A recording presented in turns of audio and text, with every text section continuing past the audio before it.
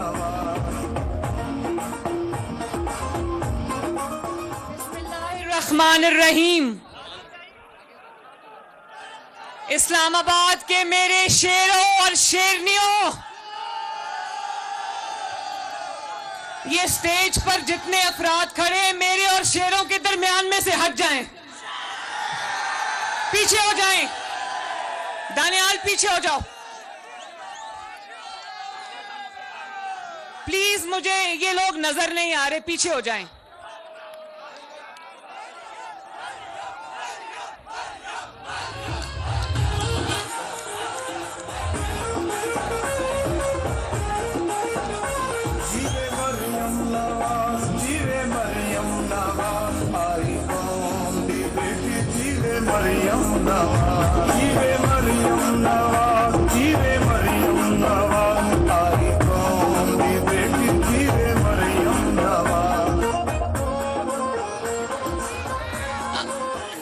आज मैं इस्लामाबाद के मेरे शेरों और शेरनियों, आप सबको नवाज शरीफ साहब का सलाम।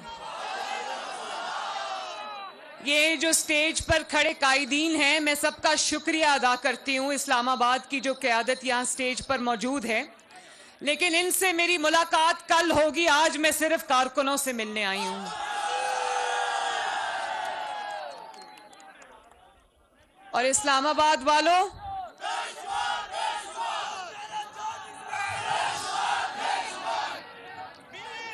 मेरी बात सुनो,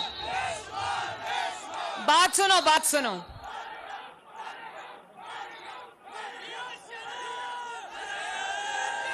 शुक्रिया।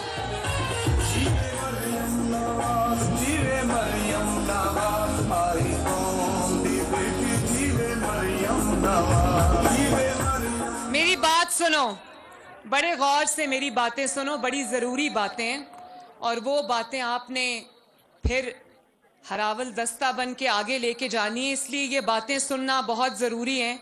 ये मेरी बहनें, बेटियां, माएँ यहाँ बैठी हैं, मैं इनको बहुत प्यार भरा सलाम। जब मैं लंदन से आई, मियाँ साहब के साथ 4 महीने मेरे गुजरे।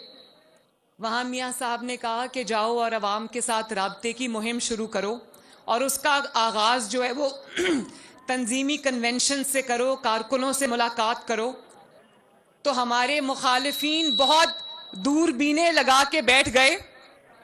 उनको लगा कि आज इतनी महंगाई है, मईशत हचकोले खा रही है, तो शायद बहुत ध्यान से वो देखने लगे कि अवाम की तरफ से क्या रिस्पांस मिलता है, कारकुनों की तरफ से क्या रिस्पांस मिलता है।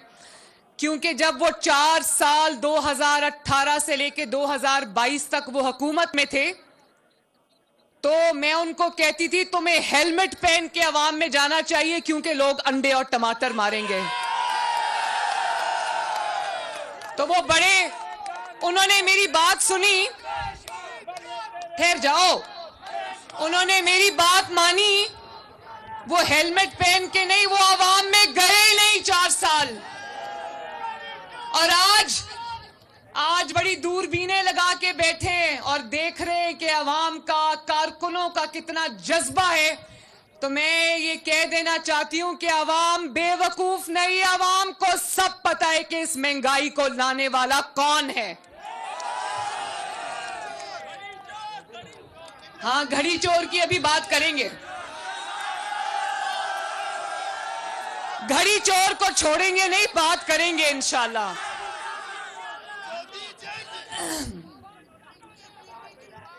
तो बात यह है,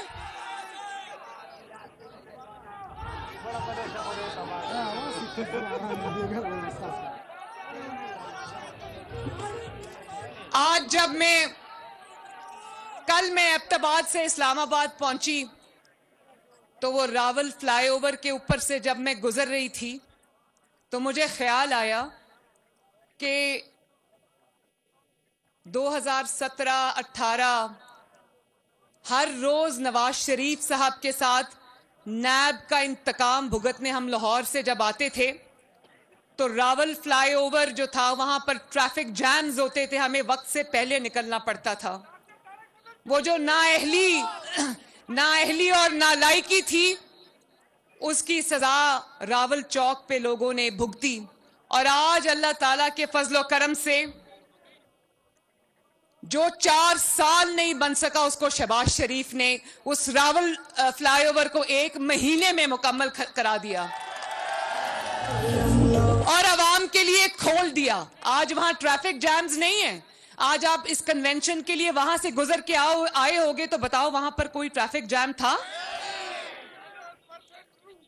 100% ट्रू। Thank you. और उसके बाद भाराकाऊ फ्लाईओवर की भी बात करती हूं। अवाम की बहुत देरीना डिमांड थी, भाराकाऊ के अवाम की खसूसन, कि वहां पर बहुत घंटों तक ट्रैफिक जैम रहती थी, अवाम ट्रैफिक में फंसते थे, मरी आने जाने वाले सयाह फंस जाते थे।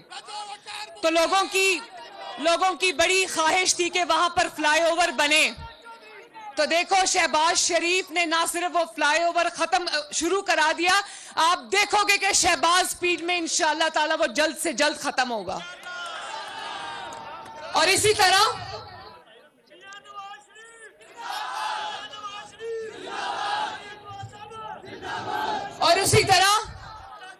इस्लामाबाद मेट्रो की तरफ आ जाओ। 4 साल वो मेट्रो मुकम्मल नहीं हो सकी, उसको शहबाज शरीफ ने 15 दिन के अंदर अवाम के लिए खोल दिया।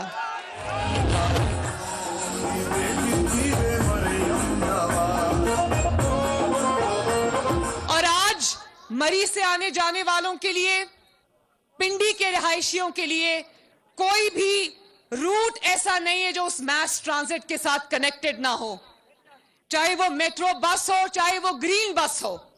अवाम की सहूलत के लिए ये शहबाज स्पीड से मुकम्मल हुआ है।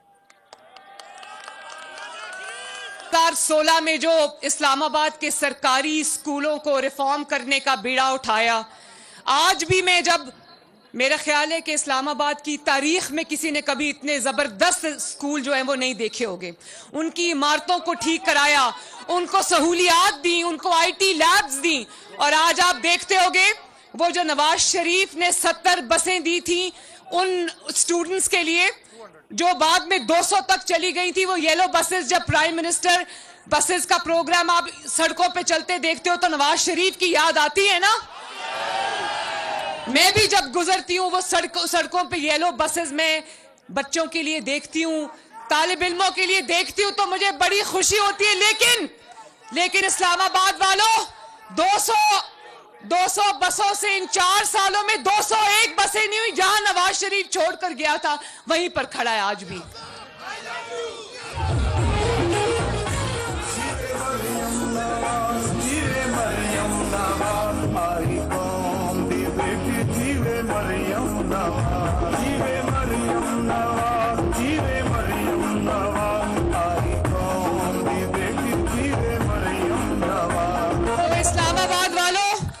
मवाजना 2022 का 2023 से नहीं होगा। मवाजना होगा तो शहबाज शरीफ के पंजाब में 10 साल और इमरान खान के KPK में 10 साल का मुआवजना होगा। मैं कल एबटाबाद से वापस आई हूं, 2 दिन में वहां थी। यकीन जानो, KPK आज भी 2023 के अंदर खंडरात का मंजर पेश करता है। वजह क्या है? क्योंकि वहां 10 साल से नवाज शरीफ नहीं था। और अगर मवाजना होगा तो नवाज शरीफ के 4 साल 2013 से 2017 तक और उस नालायकी और नाअहली के 2018 से 2022 का मवाजना होगा।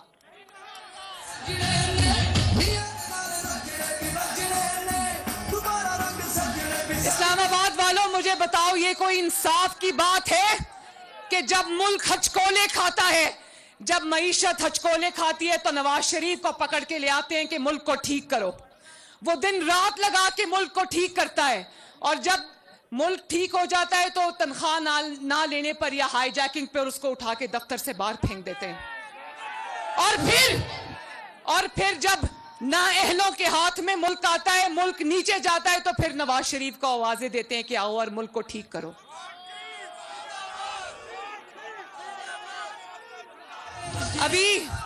अभी आप लोग सुन रहे थे ना, 2-3 दिन से टीवी पे सुन रहे होंगे कि आईएमएफ के साथ निगोशिएशंस चल रही हैं, सुन रहे थे ना।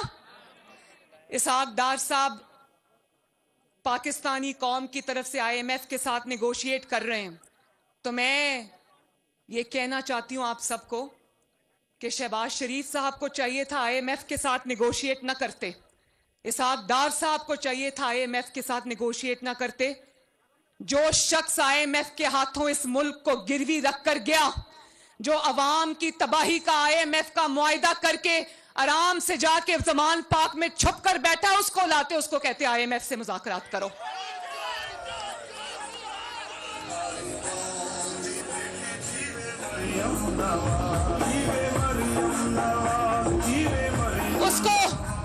उसको बिठाते ना जरा आईएमएफ के सामने और कहते जरा आईएमएफ को भी बताओ और इस कौम को भी बताओ कि आईएमएफ के हाथों मुल्क कैसे गिरवी रखा, क्या शराइत तय की कि आज भी मईशत संभलने में नहीं आ रही, और लोगों को बताओ कि तुम्हारी 4 साल की नाअहली की वजह से आज कौम को यह दिन देखना पड़ रहा है।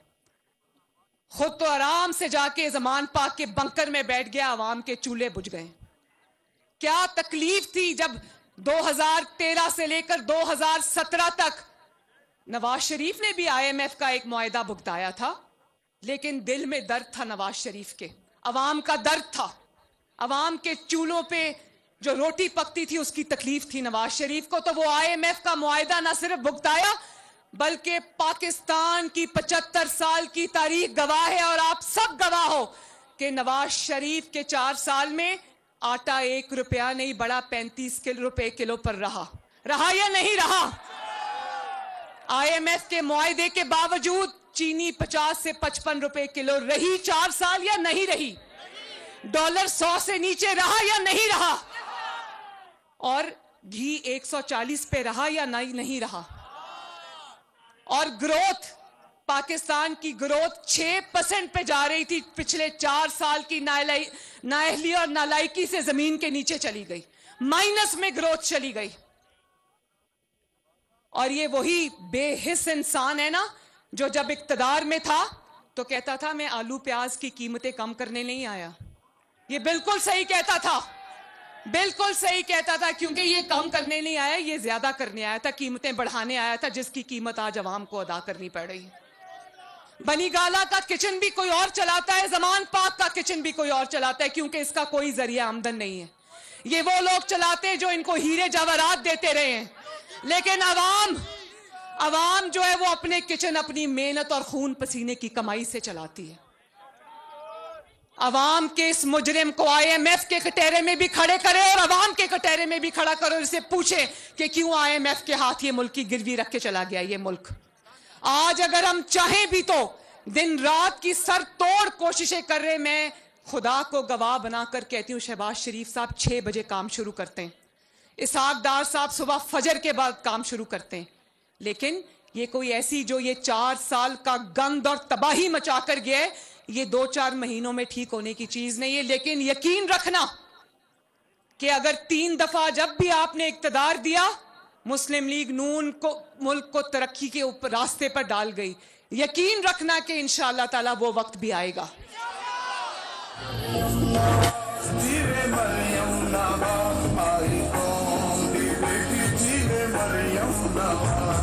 और मैं ये भी बता दूं, ये अगले 5 साल के ऊपर नजर रख के बैठा है, जिसने 4 साल में मुल्क का बेड़ा गर्क कर दिया, एक कोने से दूसरे कोने तक तबाही मचा दी।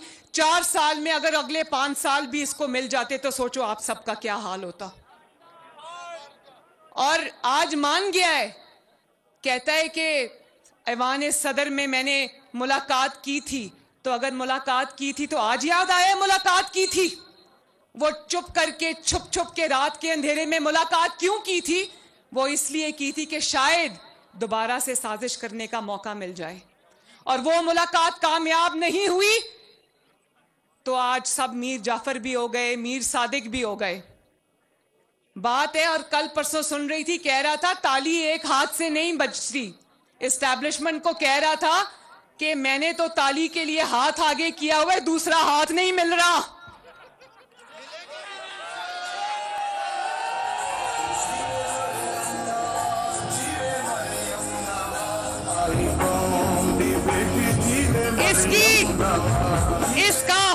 इसका रोना धोना और फरियादें हैं ही इसीलिए क्योंकि इसको ताली बजाने के लिए दूसरा हाथ नहीं मिल रहा। और क्या कहते हो, मुस्लिम लीग नून इलेक्शन से डरती है? इलेक्शन से वो डरता है जिसकी जो सिलेक्ट होकर आया है। इलेक्शन, अब ये ताली नहीं बजेगी। इलेक्शन से सिलेक्शन वाले डरते हैं, मुस्लिम लीग नून नहीं डरती। और आओ आकर देखो, तुम जमान पाक में छुपकर बुज़दिलों की तरह बैठे हो, मुस्लिम लीग नून मैदान में इलेक्शन की तैयारी शुरू कर चुकी है। और अल्लाह ताला के फजलो करम से, आप सबकी सपोर्ट से ये इलेक्शन में हम उतरे हैं। इलेक्शन हारने के लिए नहीं, इलेक्शन जीतने के लिए उतरे हैं।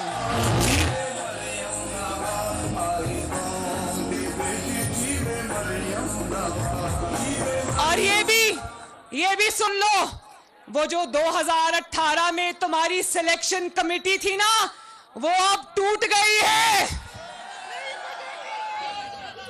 अब तुम्हें फिक्र होनी चाहिए। सिलेक्टर्स घर चले गए हैं, और ना सिर्फ घर चले गए हैं बल्कि दोनों हाथों से उन्होंने अपने कान पकड़े हुए हैं।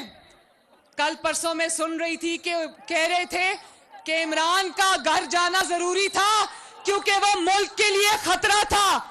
जिस खतरे का आपको आज पता चला है, मुस्लिम लीग नून वो खतरा पाकिस्तान के लिए 2011 में ही भाप गई थी। तो अब आपकी कहानी खत्म, साजिशों का दौर खत्म, सिलेक्शन कमेटी खत्म। वो जो बाबा रहमत था ना, बाबा रहमते जो अपने आप को कहता था, वो बाबा रहमत इस कौम के लिए सबसे बड़ा बाबा ज़हमत बन गया। और जो उसने अमानत और सदाकत के सर्टिफिकेट दिए ना इसको, आज गली गली मोहल्ले मोहल्ले सदाकत और अमानत के पोल खुल रहे हैं। कोई वो घड़ी चोरी को रो रहा है, तोहफे बेचकर खा गया।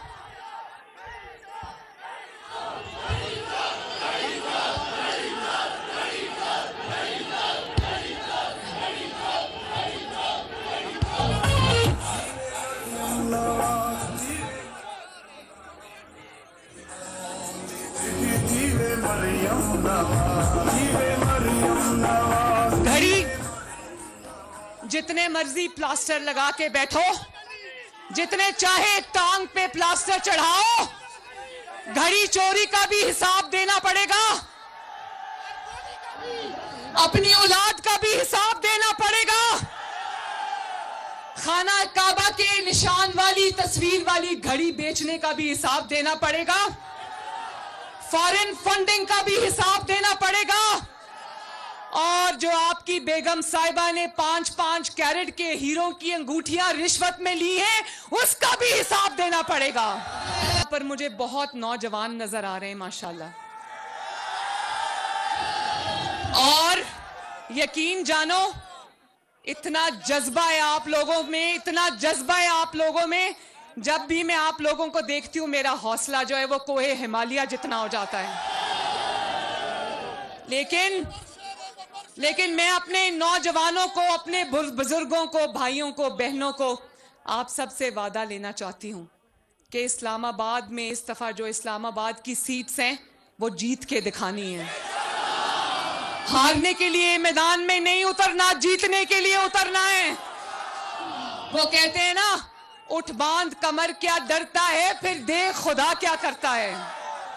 हमने कमर बांध ली है इंशाल्लाह, और मैं पाकिस्तान के नौजवानों से मुखातिब हूं। ये नारे, झूठ, फरेब, प्रोपेगेंडा की सियासत छोड़ो, गाली गलोच, बदतमीजी की सियासत छोड़ो, और ये देखो कि आपका मुस्तकबिल किस जमात के साथ वाबस्ता है। आपका मुस्तकबिल उस जमात के साथ वाबस्ता होना चाहिए जिसने आपको यूथ प्रोग्राम दिया, जिसने आपको लैपटॉप्स दिए, जिसने आपको स्कॉलरशिप्स दिए, जिसने आपके लिए कॉलेजेस और यूनिवर्सिटीज बनाई, जिसने आपके लिए फॉरेन स्कॉलरशिप्स दिए, जिसने आपको सीपैक बनाकर आपके लिए नौकरियों के दरवाजे खोले, ना कि ऐसे फरेबियों के हाथ में जिसने 1 करोड़ नौकरियों का वादा किया था, मिली किसी को नौकरी? वो आपस में ही एक दूसरे को नौकरियां बांटते रहे, अवाम को 1 करोड़ में से कोई नौकरी नहीं मिली और नौकरियां छीन ली। उल्टा लोगों को नौकरियों से हाथ धोने पड़ गए और उसके बाद 50 लाख घर का वादा किया, 1 घर मिला किसी को? नवाज शरीफ ने 90 की दिहाई में अपना घर स्कीम शुरू की, हजारों को घर मिला। शहबाज शरीफ ने आशियाना स्कीम शुरू की, हजारों को घर मिला। और फिर CPEC जो शुरू किया, मुल्क में तरक्की आई। 22 घंटे की लोड शेडिंग को अल्लाह ताला के फजलो करम से 0 लोड शेडिंग में बदला।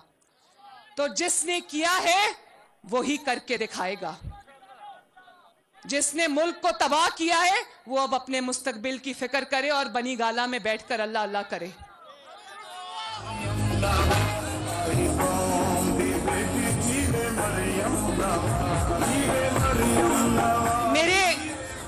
मेरे शेरों और शेरनियों, मेरे से हाथ उठा के वादा करो कि आज के बाद घरों में नहीं बैठोगे, इलेक्शन की तैयारी करोगे, यूथ में अपना मैसेज पहुंचाओगे, खवातीन में अपना मैसेज पहुंचाओगे, सोशल मीडिया पर अपनी अपनी प्रेजेंस को बढ़ाओगे। जो लोग सोशल मीडिया पे हैं अच्छी बात है, और ज्यादा टाइम दो। जो नहीं है वो अपने अकाउंट्स बनाए सारे सोशल मीडिया के प्लेटफॉर्म्स पे, क्योंकि हमें गली मोहल्ले और सोशल मीडिया सब पर नवाज शरीफ की और इस मुल्क की जंग लड़नी है। ये मरियम नवाज की जंग नहीं है, ये मुस्लिम लीग नून की जंग भी नहीं है, ये 22 करोड़ अवाम और पाकिस्तान की जंग है जो हमने लड़नी और जीतनी है इंशाअल्लाह ताला। वादा? तो आप वादा करते हो, मैं भी आपसे वादा करती हूं कि भले कुछ दिन लग जाएं, लेकिन आपकी उम्मीदों का दिया हम बुझने नहीं देंगे। जब तक इस मुल्क को मुश्किलात से नहीं निकाल लेंगे, चैन की नींद नहीं सोएंगे इंशाल्लाह। ये मुल्क हमारा है, ये मुल्क हमारे नौजवानों का है, ये मुल्क मेरे शेरों का है। इंशाअल्लाह ताला इस मुल्क को वहां लेकर जाएंगे, इस मुल्क को यहां लेकर जाएंगे इंशाअल्लाह ताला, तमाम मुश्किलात से, जहां पर अवाम की जान छूटेगी। तो मेरे साथ वादा करो कि ये ख्वाब पूरा करोगे मेरा इंशाअल्लाह। अपने मुल्क के लिए निकलोगे, अपनी कौम के लिए निकलोगे, अपने लिए निकलोगे। अल्लाह ताला आप सबका हामी और नासिर हो। मेरे साथ नारा लगा दो, नवाज शरीफ, और जोर से नवाज शरीफ, शहबाज शरीफ, और इस्लामाबाद के कोने कोने तक आवाज जानी चाहिए, पाकिस्तान। अल्लाह ताला आपका हामी और नासिर हो। मेरी तरफ से बहुत अकीदत भरा सलाम।